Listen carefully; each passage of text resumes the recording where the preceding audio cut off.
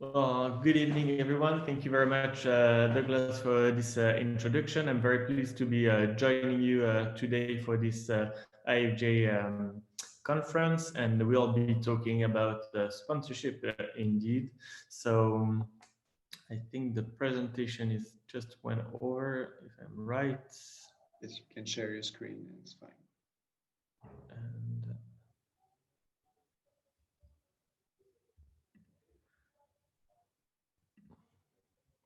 there it is. Perfect. Okay, there we are. So we are going to talk about sponsorship, and I'm sure you're all somehow familiar with sponsorship. There will be a focus on the sports sponsorship because this is where I have the best background. We'll talk about all kind of sponsorship and give you some ideas and best practice on how to incorporate a sponsorship strategy in your global communication and marketing strategy, because a sponsorship strategy doesn't go on its own. It goes in an entire communication strategy and vision. So just to kick off and to start to wake everybody up after a long day of work, a little challenge for you, like that you have to participate. How many Fs can you see in this picture? I give you a few seconds to identify it, and maybe you'll make some marks in the conversation and give the answer shortly.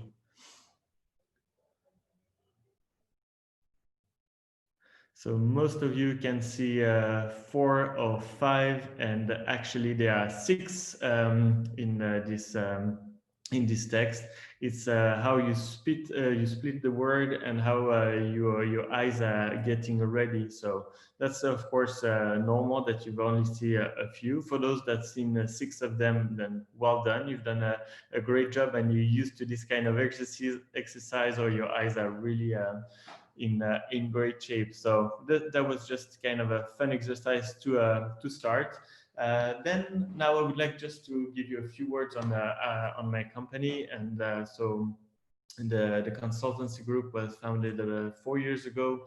I started on my own. We are a group of 6 people now working in marketing as consultant in sports and luxury goods, which are our 2 main topics. And of course, sponsorship is one of our expertise, where we have a lot of clients with right owners, with athletes, and with federation. But just to give you feedback on that. So I'm also an entrepreneur, so that's why it was I was really pleased about this invitation from IFG.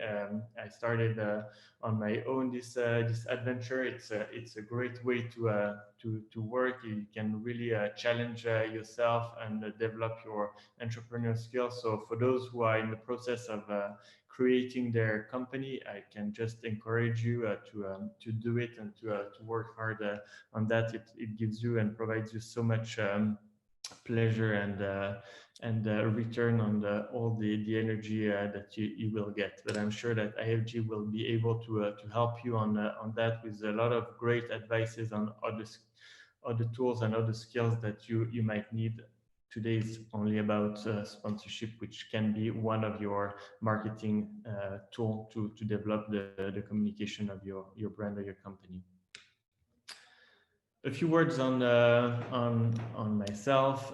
We are not in the US. In the US, they are used to talk about themselves and to tell a lot of stories. In Europe, and especially in Switzerland, we are much more humble, so it's very difficult to talk about myself now. So it's going to be short. I worked in private banks in Switzerland, first in the wealth management.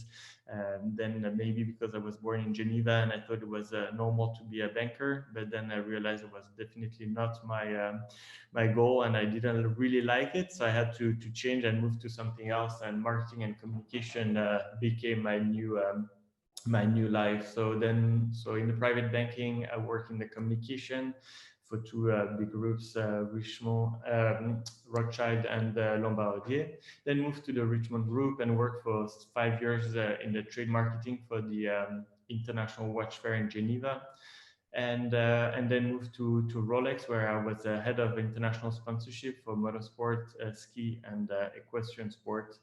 and I was in charge of all their partnership for these sports. And then 4 years ago, I started and founded the consultancy group based on my experience in those great and large corporation where I really enjoyed working, and I learned a lot about the theme of tonight, sponsorship.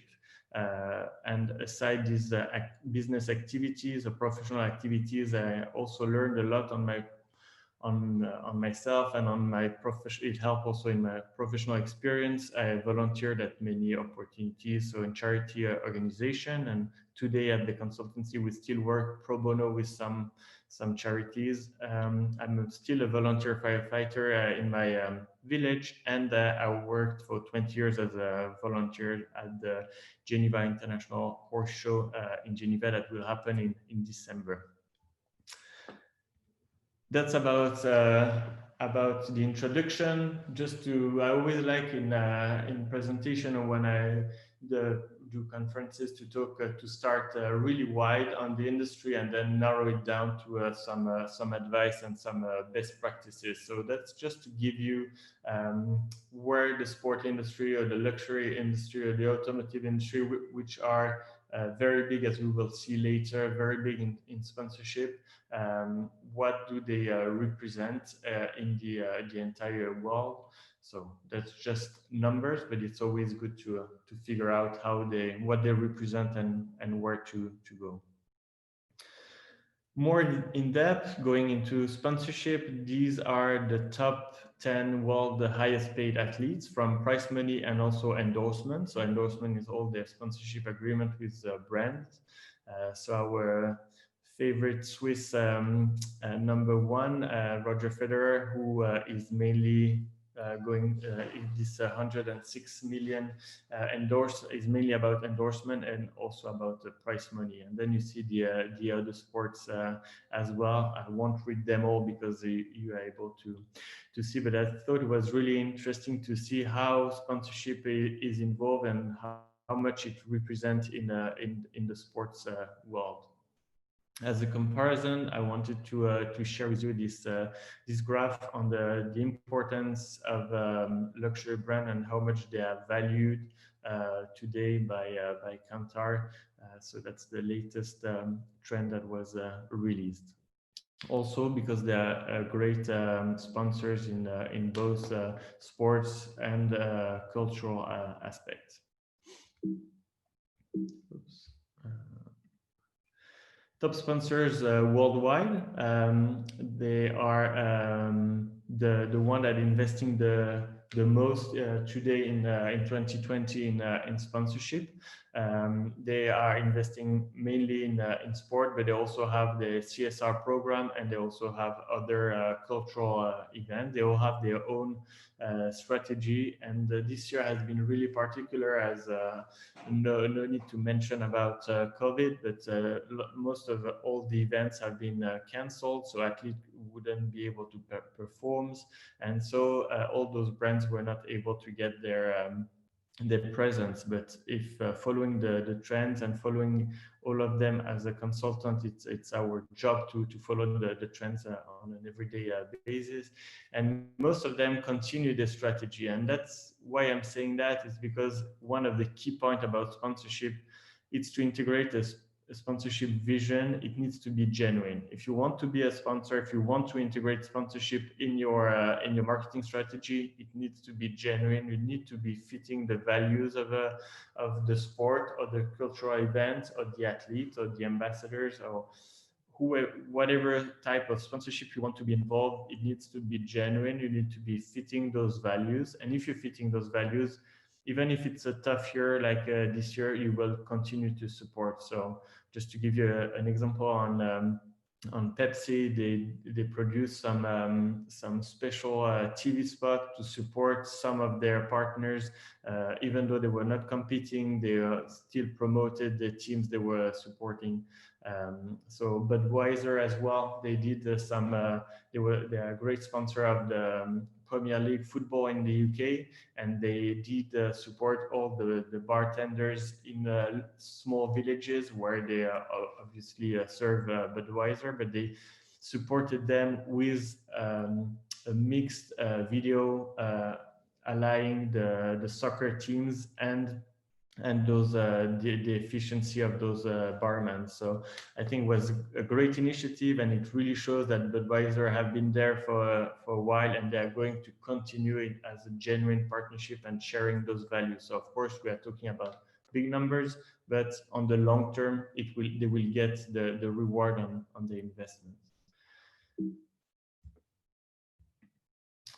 Most marketed brand in sports. So it's another way to see to see the situation. In if I may say, they so Nike, that was not part of. They are not the biggest investors if we compare to the previous top sponsor brand, but from what they're investing in terms of money, they're the one that are getting the best value out of it. Why? I would say because they are definitely in sponsorship for so many years. They have been building great campaigns, great relationship with the athletes. Most of them have a long-term deal. Nike was one of the first brands to develop live partnerships. So Tiger Woods or Michael Jordan have contracts for their own for the entire life, which is not the case. Usually, you can contracts are for 1, 5, 10 years, but never. It's really rare to have a lifetime partnership, and I guess that's one of the reasons why they are valued so much. Narrow it down and more to a local market, but nevertheless very important though. It's Switzerland, our beloved country, and so based on the French-Swiss magazine Bilan, Rolex is the biggest investor in sponsorship in Switzerland and internationally. So those numbers are international, and then Omega, Hublot, and Tiger. So we can see that the watch industry is really big in sponsorship, and they are trying to, or they are pushing their values through sponsorship deals, especially and mainly in sport. But also UBS and other banks are really involved. So PostFinance, for example, a heavy sponsor in the ice hockey. And then you can see Credit Suisse is supporting the national soccer team, as well as the junior coming. So to give the example of Credit Suisse and the soccer, so the official national federation team, they're on the jersey of the national A team, but are also supporting all the young upcoming athletes. So they are building this tradition, and of course, maybe the younger generation, they don't get the same exposure as the A team, but they are building the tradition with Credit Suisse, and then Credit Suisse is also, in a way, getting this reward of building the relationship with the young generation to the top athletes that we can see performing at the World Games or other FIFA championships. Why this graph? Because for me, as I mentioned before, you need to have genuine partnership. You need to be sharing values with your sponsorship strategy, and so that's why you need to build, in a way, a love brand. So it's the famous advertiser Saatchi that developed this. It's a book that I advise every one of you to read if you're interested in advertising and marketing. So it's all about love brand and how powerful love brands can be. And if you are a top mind brand, then you get this you share the value with your customer, and it really builds something strong with them, and this is how you will get the reward of your investment in time and in money on your partnership deals. After all this speech, what is sponsoring? I'm sure most of you have an idea on it.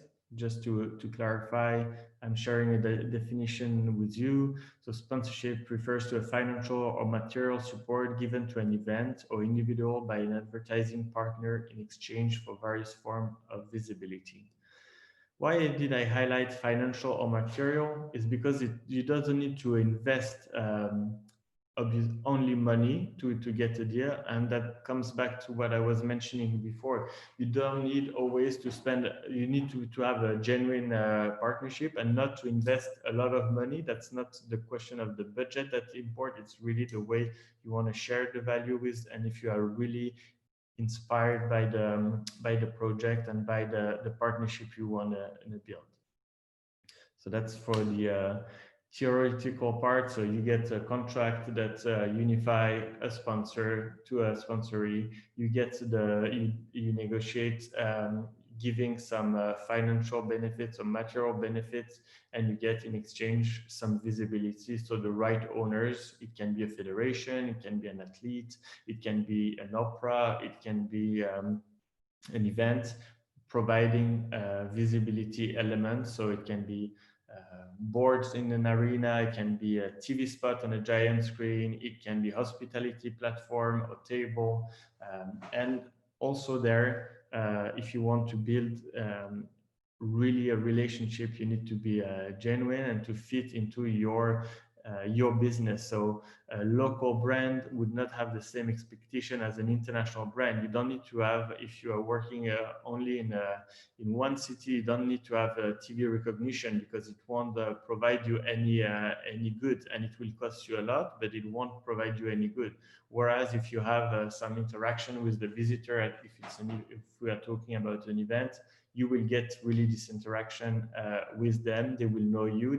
You will be able to start showing your values, and then starting this aspiration to be a love brand.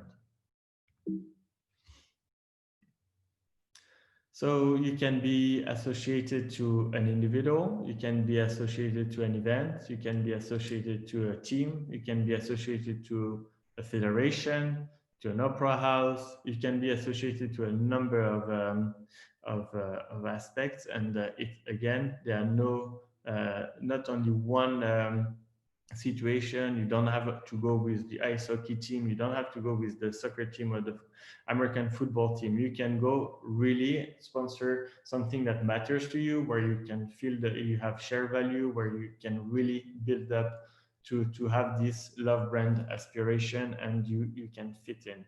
Because we'll see later, but you need to activate your partnership as well. Otherwise, all the money and the time that you've invested won't get rewarded as it should be. So that comes back to the beginning of our discussion, and where your sponsoring strategy should be. So it should be at the heart of your corporate strategy. So the corporate strategy includes all your brand strategy, and then you will narrow it down to the communication strategy. So it will be internal communication and external communication, and then you will have the sponsoring strategy that will be at the heart of all this corporate strategy. If this blue round is completely outside or just touching, it won't be successful. So it will be a loss of energy, money, and not a successful one. Just a little bit of history and where sponsorship came from. So the first official deal I could found was back in 1861, Australia. A group of Spears and Pound, they were English, they moved to Australia, and they brought the first All England cricket team to Australia to play a game. And they had all the name of this company on their jersey, and it was really the first sponsorship contract that we could find in the historical books. There might be some before, but already 1861 was quite a time ago. Why I decided to choose this one, there were some other, but this one was really some others later, but this one was really a good example. Spears and Pound, they were two business partners. They were passionate about cricket, and they really wanted the All England team to come and play in Australia. And so that's why they put the brand on the jersey to show the appreciation of the team and to show what they loved. And they invited some of their friends and some of their clients to see the cricket game in Australia with the All England team. So that goes back to what we were discussing before, and really the importance of finding the right value and to have a genuine action when you start a relationship with a sponsorship act. Kodak was one of the first, and if not the first, Olympic Games sponsor back in 1896. Um, they continued for quite a long time, and unfortunately, they had to stop at some point because the company is not really existing anymore. But they were really innovative at that time, and they had again a very genuine approach because everybody around the world couldn't travel as we are normally able to do at nowadays, and so they were taking pictures of the event and sending them all over the place, all over the world with their name on it. And so again, it was fitting their strategy, it was close and linked to their core values, and that was really strong. And not going to read them all because you've had time to read them, but each of them have this story and have a real association to it. I would just mention Alibaba joining. It's one of the latest IOC sponsor that joined in 2017. It was a good way for Alibaba to support the IOC and also to integrate the strategy in Europe and North America.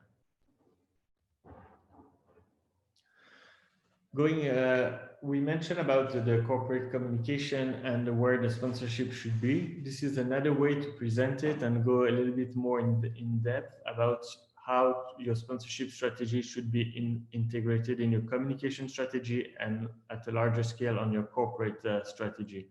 When you organize a sponsoring deal, you can activate it, and it's very important to activate it. And you have various ways to do it, and using all those aspects, all those departments. If you're a smaller company, all your various tools inside to activate your sponsoring strategy. So I will just name a few examples to illustrate this graph. If you have, let's say you're sponsoring a soccer event, then you, as your company is on the jersey of the event, you can have some visibility. So that's on the event part, you have some branding on site. You can, depending on your activity, you can offer some gift to all the fans coming. So they will identify their time at the game with the gift they will offer, and the gift can be linked to your activity. Internal communication. Your employees are the best ambassadors for your company. So of course, if you give them the information that you decided as a corporate strategy to sponsor some event or some athlete, they will know about it. If they know first and they don't learn it by the press or by someone else, they will be proud to be associated to it. They will speak loud outside the company, and they could be great ambassadors for this strategy to be implemented. But they can also be rewarded. You can offer them some tickets to go with their family, and or you can bring your own family as well, which can be an internal communication aspect of your sponsorship contract. Clients, obviously, which is the most logical. I'm sure most of you have already thought about it, is to invite your client on it, but you can share as well this information with other people. Publicity and brand. So you obviously, if you have different type of publicity for your company, you can advertise with including this partnership. So say we are X brand and proud to be partner the Swiss national football team, and then you associate your brand to this value of team spirit, of leadership, of top sport, of fair play. And so that's the way you can really activate the sponsoring throughout publicity. And then financial publication is more related if you're a bank or an insurer, or you have this mandatory publication that you have to publish randomly. Then you can use these as well to illustrate your partnership, if it's sport or culture, but also if it's CSR, it will be really important to mention it in your financial publication, because it can interest some of the of your potential investors or other people to see what you are doing as a corporate strategy and corporate, yeah. I wanted to show you this. We spoke a little bit about Nike before. Even in those tough times, they always find the good way to share information, to communicate. And this one is really a strong message about the fact that even if sport has stopped in the stadium, it will continue. It has also, they also managed to create this movie out of 4,000 sports sequences. They produced it in less than a month, so it's really a great performance. And as images are better than words, I will let you enjoy it. We're never alone, and that is our strength. Because when we're doubted, we'll play as one. When we're held back, we'll go farther and harder. If we're not taken seriously, we'll prove that wrong. And if we don't fit the sport, we'll change the sport.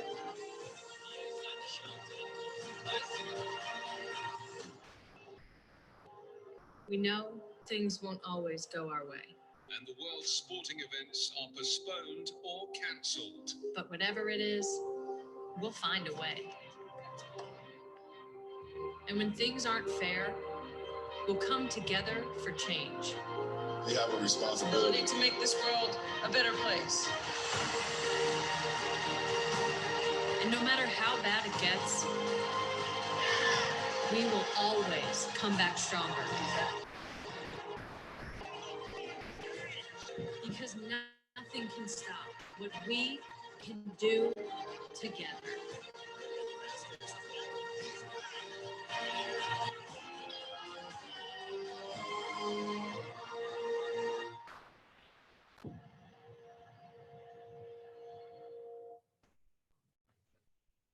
So I hope you'll enjoyed it as much as I did, and I think it's really shows strong values. They found the right way to put the message on, to talk about all the athletes, to talk about a lot of different topic in one spot. In addition to all the creativity of the agency that produced it, and finding the right balance on those split images, but. This is, of course, it's Nike. Of course, they have a gigantic budget to develop those ads. But I mean, we can always adapt. We can, of course, with less budget, it's we can always be creative and find the right solution to find the best way and the best words. Oops, I'm going to watch it second time. So yeah, it goes well with this saying of Warren Buffett. It takes 20 years to build a reputation and 5 minutes to ruin it. I think it's really, as I mentioned, if you're going with a genuine approach of your strategy, then you can't go wrong. If you're just trying to do some media buy and say, okay, it will be good to be seen on that jersey, but I hate soccer, but I will still do it because it seems to be the best way to get some return, it's not going to work on the long term. And that's definitely my advice tonight. If there is one to remind it, stay genuine and find the right and fitting values that fits your own brand. Everybody has a different approach, different values, and they're all right. You just need to find your own. We are going to go through two case studies to illustrate what we've seen on the theoretical aspect, and then we'll provide you with a few advices to wrap up. So a case study about Rolex and the Rolex Grand Slam of show jumping, so in equestrian sport. So as you all know, the Swiss brand Rolex, leader in the watch industry, based in Geneva and Bienne. They employ about 10,000 people around the world. And they really, you've seen it before in the history of a sponsorship. They started sponsorship in 1927, and they started sponsoring in a way as we should all do it. They were unable to test. So the founder Hans Wilsdorf was not unable to test the watches in-house, because back at that time there were no possibility to test watches in a warehouse. So you needed to put. He decided, and he has this genius idea to put it on the wrist of explorers, of genius women and men across the world to test the product. And this film is a good explanation of their spirit and their vision.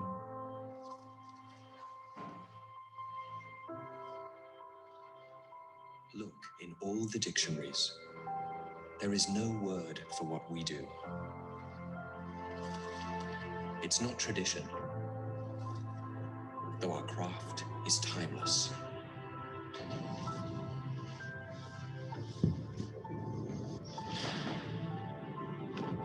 Limitless is too limiting.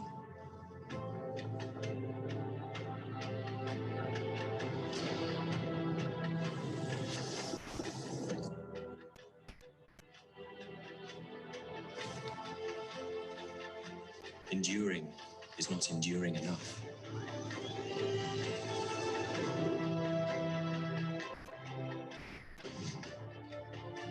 Innovation can only begin to describe it.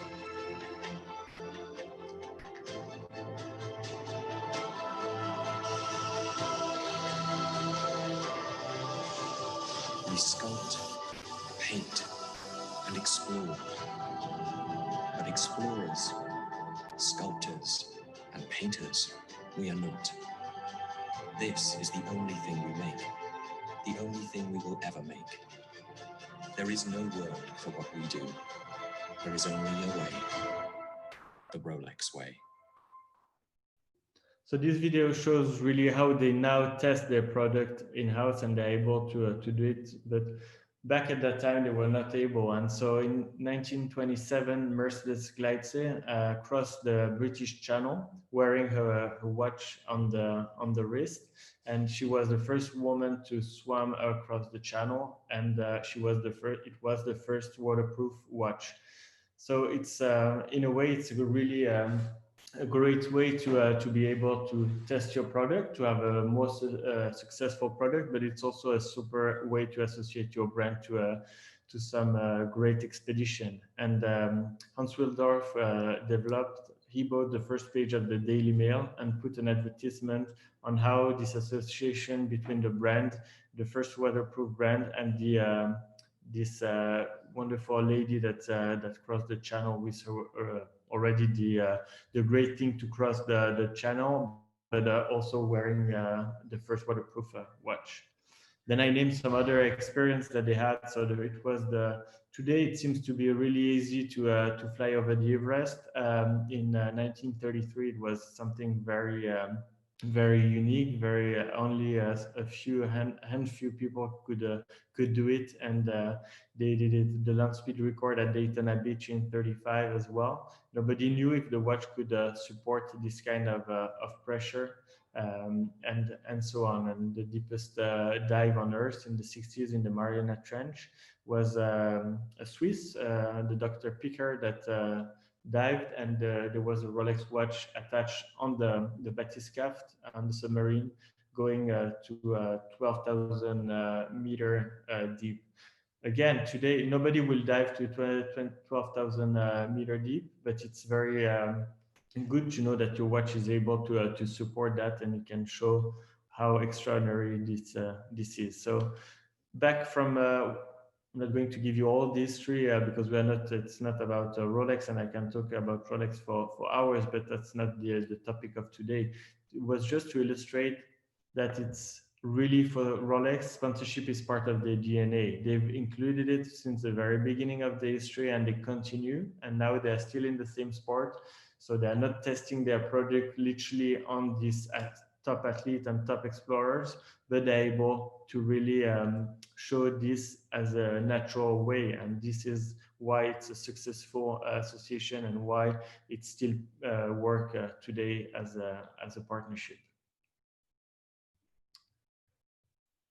So I mentioned those quickly. It's about, for Rolex, there were always the two pillars, the commercial side and the patronage side. So sponsoring is part of the commercial side. So they are really conscious about the fact that it's a deal. There is money involved, there is exchange involved, and they're getting some benefits in exchange for it. And so this is why they are supporting some top sport athletes and some top event. And then there is a patronage part where it's not expecting any return or image return in exchange. They're getting some visibility from it. They're really associating the brand to support, and the prestige of the brand is helping those activities to grow. As I promised, I'm coming to the explanation on with this case study from the theoretical aspect that we discussed before. So as in tennis, equestrian sport has its own Grand Slam, and Rolex is the title sponsor. So how to activate your strategy when you're a title sponsor? You have various ways to activate it. You can use testimonies or ambassadors to activate. They can talk about the relationship they have with the brand or with the various events. So it's 4 events in this case. You can create content on your own official corporate magazine, on your own social media. You can activate PR strategies with some media, inviting media to this major event. You can create digital content. You can create advertising. So it's going back to the previous chart that I show you without the example, but this is really like a proper example on how you can you can activate a sponsorship strategy. Another way, if you haven't read that book and you're interested in marketing, I would really recommend it. It's a new way to approach marketing, and it might be interesting for you as a young entrepreneur or developing your own business. It's another approach. It's using really your brand as owner of all your platform, and using this platform to develop your strategy and activate your partnership. One of the leader of this killing marketing strategy is REDBULL. I'm sure you've all heard about REDBULL, and that's the ad that we all know about. It's the energy drink. Well, it's about time we got to work.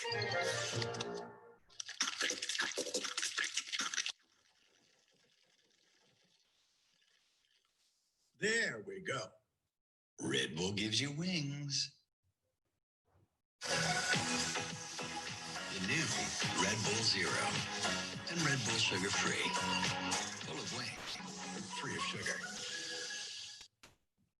So we all know Red Bull for the energy drink and this kind of campaign, but actually they are really active in a lot of other sports. So this is a few range, but as you can see, they are really involved in sport. They are sponsoring 943 athletes and counting in different fields.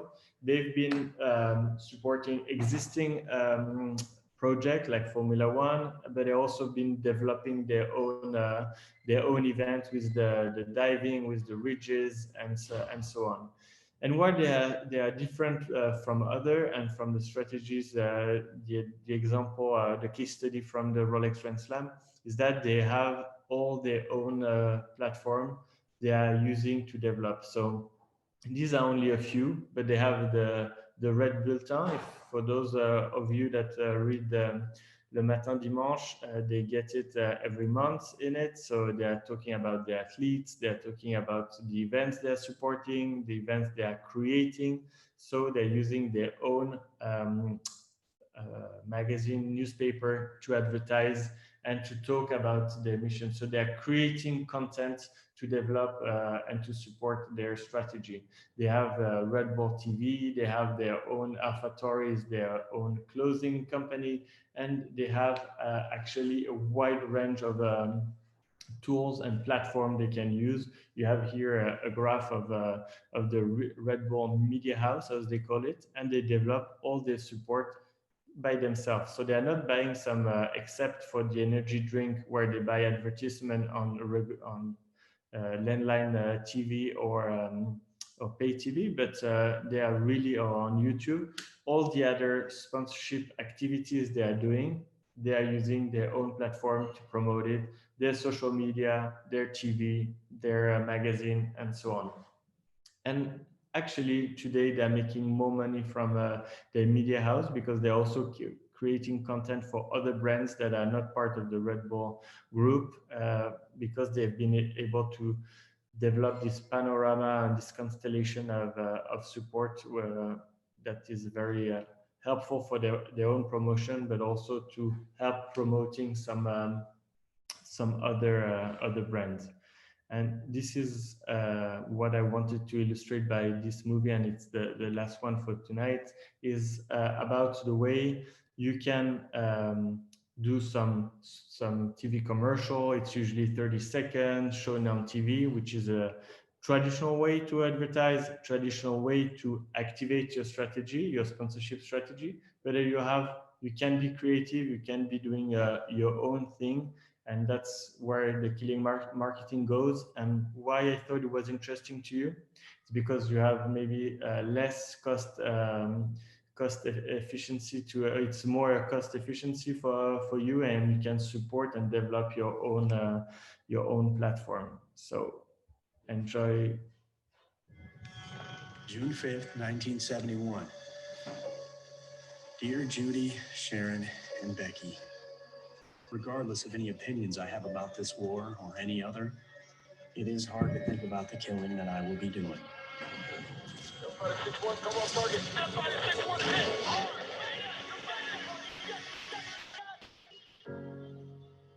My father was shot down in the Vietnam War.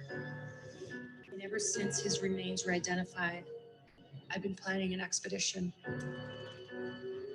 to ride the entire length of the Ho Chi Minh Trail, to search for the place where his plane went down and to discover the circumstances surrounding his death. I try to rationalize and say that it has to be done, but I can't see why. This journey is so complex, I can't do it alone. Cả bác của tôi và tôi đều đã trải qua cuộc kháng chiến chống Mỹ. Trong cái thời điểm đó thì người Mỹ làm cần phải làm gì? I'll need a riding partner, a support team, and a guide. It's a large area search. There'd be a very small possibility of any evidence of the actual crash itself. Unfortunately, finding a 40-year-old crash site is incredibly complicated. Apparently, the excavation site would be roughly down here. We have to get permission from village chief. We were to meet the village chief who had the land that the crash site was on. Cái khó khăn rất lớn đó là làm sao vượt qua được những rào cản của giữa con người với người để con người sống với nhau cùng được cảm nhận. I can't find a way through.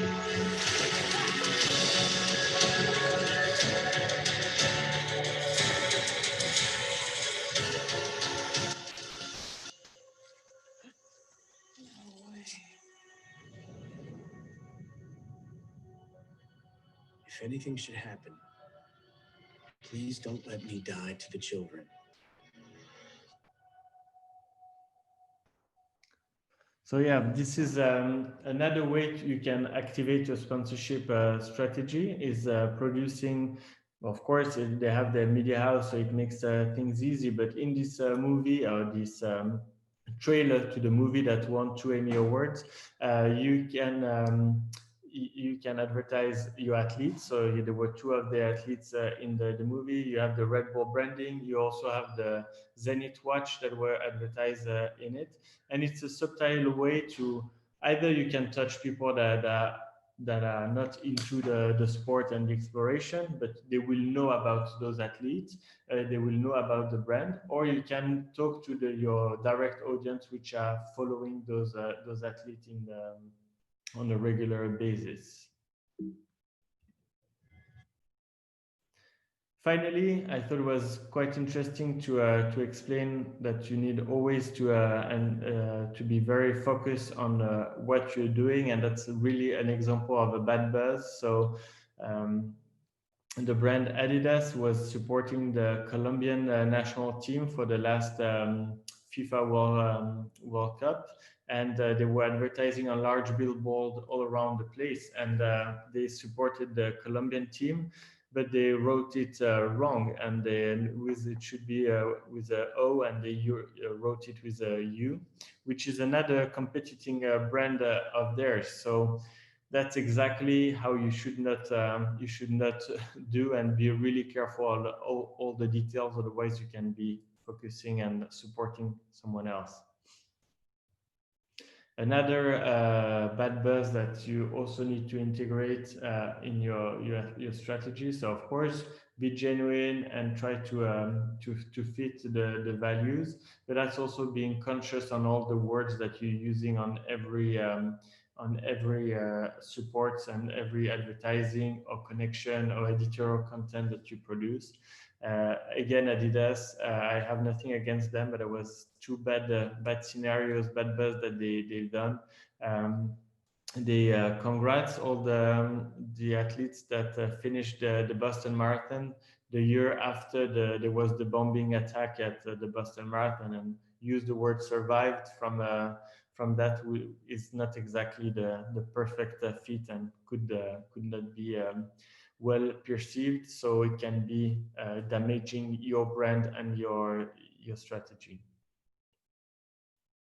So what I've been mentioning since the very beginning, always have a genuine approach of your strategy, of your partnership. Otherwise, you will lose your investment. Sometimes it's better not to do to invest in some benefits or into a partnership, because you are unsure that it will be fitting. Just be sure of what you want to do, and you will succeed in that.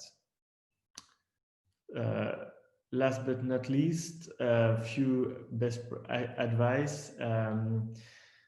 Tools. Use all the marketing tools that are available. You can find it on the website of IFG and some other website as well. The checklist, the retro planning, contracts. Always do a contract when you're doing, even if it's a small amount, even if it's just an exchange of furniture or fabrics or anything. Just do a small contract. Doesn't need to be 100 pages, just 1 page, explaining, putting on a few words what is the exchange, what is the sponsorship partnership you are building at the moment. Monitor as well your activation to make sure that you're getting some reward, or maybe you can adjust if something is not fitting or not rewarding as it should. And get the feedback with reporting if you're working with an agency. If you're doing it yourself, use the monitoring that you got to go to build up this report, and of course the press coverage that you can get from this activation, if it was one of the activation you planned through this sponsorship contract. And in the best practice, last time that I say it for tonight, but always keep a genuine approach to your sponsorship strategy and to your sponsorship contract. It will always be rewarded. Don't choose because of your budget, and if it's you think you can only go to this level because you don't have more budget, but you are not feeling comfortable with that, use this money for something else, and you will find something different to sponsor, or maybe it will be just have to wait a few more years to go, or the right owners will agree to give you a better deal that is fitting, because each of the benefits have different values and it can be adapted to each of you. And most and foremost, have fun in what you're doing, and you'll get rewarded from that as well. Thank you very much for your attention. Hope I was not too long and you had some good insight from what was just mentioned before. And if you are in the process of building your company, have a lot of fun. And if it's an extension of your experience and journey, just continue like that. I'm sure we'll going through very bright days. Thank you so much, Anthony.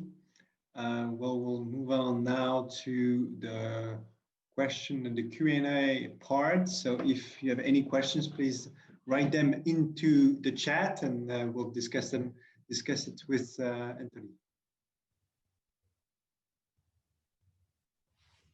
So a question from Cynthia: any advice on how to present and approach potential sponsors?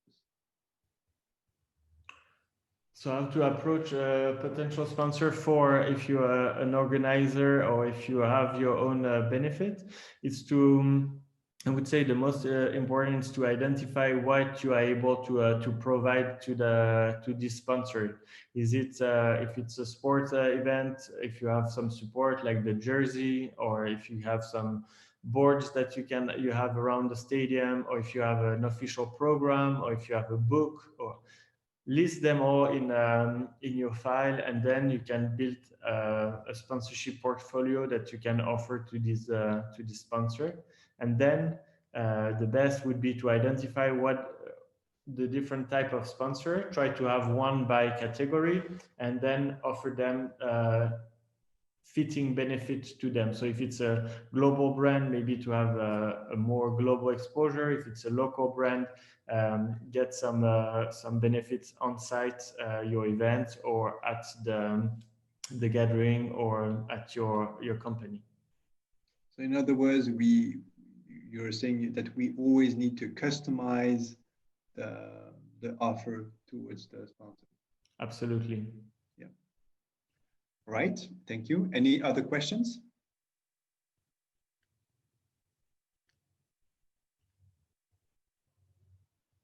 So a question from George: for an application-based business, how do we create sponsorship relationship with pre-existing business?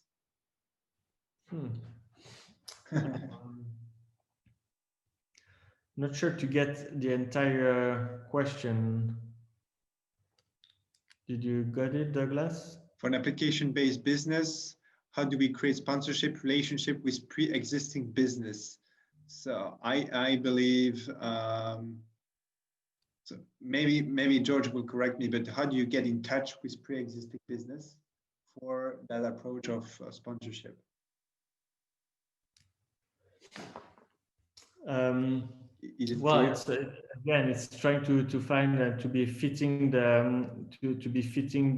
needs, and to really tailor to their expectation and the way you can provide them with the best support. If it's a win-win partnership and they get the best value out of it, then you will be a winner as well, because it's going to be a long-term deal. Yeah. Then a question from Jean-Daniel: do you have any idea to suggest in order to link a sponsorship strategy to a social media influencers? For example, company A is sponsoring an individual based on his performance in a given sport, football, tennis, etc. In addition to the sponsoring contribution paid by company A, is there a way to stimulate the sponsored individual in recruiting social media influencers who could or could not become sponsors? So yeah, definitely you can use influencer in a sport strategy.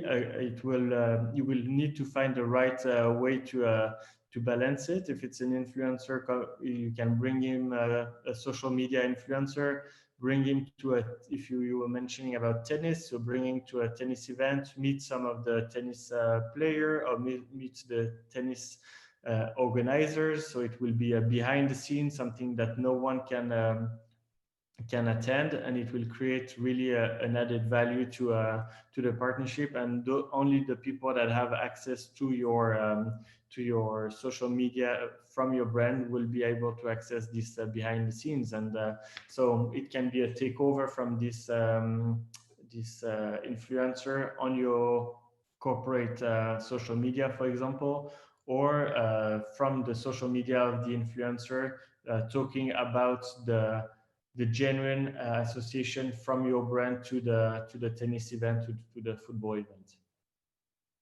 Thank you. A question that is quite related to today: what has changed in the last 6 months in the realm of sponsoring? Well, those past 6 months have been really tough. Of course, for a lot of sports organizers have had to cancel the events, and it was not easy. But what we've been able to see, and as the company, we're a member of ESA, which is the European Sponsorship Association, and they are producing some statistic and questioning all the industries, so from right owners to sponsors and agencies, on their feeling on how the sport and the sponsorship will go back in the future. And the sentiment is quite positive. They've done already 4 waves of statistics since March, and of course March and April were really getting low, and the feeling was still confident for more than 50%, and now we are back to 70% of confidence for the future. So I would say it has not. The major change was the cancellation of the event and the fact that we cannot go to the stadium at the moment. But most of the brands have been continuing to support the right owners they're investing, or the athletes they are in, and that has produced a very good and strong feedback from everyone. So if this crisis doesn't last too long, then the future can be of course we will need to adapt to new circumstances, and like today we were supposed to meet in person and we are on digital, but we will always be found some solution to adapt, to be creative and fitting our own expectation. But so the past 6 months have been quite tough, but positive for the future. Thank you. And last question: any advice on which brands are the most open to sponsorship in the luxury sector in Switzerland? Other watch, jewelry, retail, food companies. So yeah, definitely watch brands and banks are the strongest to invest. Most of them already have a long-term strategy and philosophy in sponsorship and association with value. Most of them have already assessed which sport or which category they want to be involved in. Insurance as well, it's another category that is strongly invested in sponsoring. And then I would definitely suggest to the pharmaceutical to invest much more in sponsoring, but at the moment they are not big investors, so maybe that's an opportunity for the future. We actually have 2 more questions. Do you mind? Of course not, yeah. Would you focus more on online sponsorship or more on traditional ways? Well, I don't have a yes or no answer. I would go, it really depends on your activity, on what you believe. I think both are able to fit well together. I'm a strong believer on physical events and physical relationship, and people to meet and gather. I think it's good to have digital experience to back and to support. But yeah, the answer would be both can fit together, and depending on your activity, of course, go maybe only on digital if it's really related to your activity, or go on presential strategy if it's better to what you're doing. So we'll take the last question, which is related to the future. What about esports sponsoring? Is it the future? Yeah, esport is really, really growing at the moment. It was actually really growing in the past years, and this situation has only accelerated the situation. Out of the 7 billion inhabitants on Earth, already half of the people have been in touch with esports. So this is already a very large audience, and it's really it's at the moment it seems to be interesting to go into esport, and a lot of luxury brands actually and car brands have been investing in esport to find some interaction with a younger audience. So I would definitely say that esport is something to analyze this and to consider in a sponsorship strategy. Again, if you think that you want to talk to younger generation and you feeling fitting with this with esport, because some people can be really against it or don't share the value, don't evaluate the esport as a strong asset, so then it's maybe not the way they should go. But if you have a certain sensitivity to esport, or you have some attraction by it, or you are a gamer yourself, then definitely worth considering. For example, Louis Vuitton designed the case of Fortnite Cup, of World of Warcraft, sorry. In Fortnite, Travis Scott, rapper, just launched his last album. So there are a lot of great opportunities to be found on esport as well. But yeah, again, it needs to be something genuine you want to do and you feel comfortable to do. I agree with you. I'm a gamer myself, so I'm going to support it. All right, so we will conclude. Thank you so much for everyone for participating. These kind of events are possible thanks to our sponsors. Now, if you may give your feedbacks about this Startimpulse Online, that would be great, just by scanning the QR code or clicking on the link that will be on the chat. That's always something that's going to be great, and you know, to keep on going. I just wanted to personally thank you, Anthony. It was a very good presentation, and I think it was very insightful about, especially related to your experiences. And I hope that it was also helpful for the entrepreneurs and our participants. So voila, thank you so much, everyone. Thank you for your attention, and I wish you a beautiful evening. See you soon. Bye-bye. Thank you, Douglas.